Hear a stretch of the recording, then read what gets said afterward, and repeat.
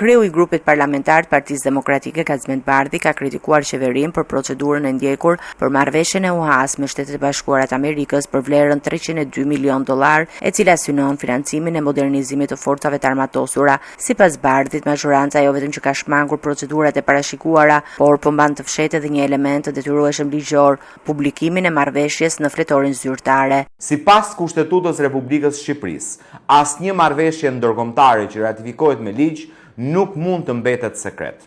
Pas ratifikimit, marrëveshja duhet të botohet e plot në fletoren zyrtare. Vetëm pas botimin ajo bëhet pjesë e sistemit të brendshëm juridik dhe mund prodhojë efekte ligjore. Në të kundërt, ajo nuk hyn dot në fuqi. Kushtetuta, konkretisht neni 122.1 e saj, përcakton qartë se çdo marrëveshje ndërkombëtare e ratifikuar përbën pjesë të sistemit brendshëm juridik pasi botohet në fletoren zyrtare të Republikës Shqipërisë.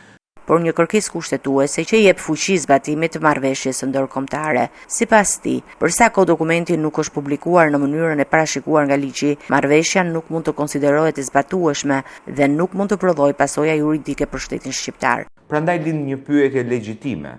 Kë po përpiqen të mashtrojnë? Deputetët, qytetarët shqiptar apo partnerin ton strategjik, Shtetet e Bashkuara të Amerikës? Ajo që është e padiskutueshme në këtë moment është se marrëveshja duhet të botohet e plot në fletoren zyrtare për të fituar fuqi ligjore në përputhje me kërkesat kushtetuese.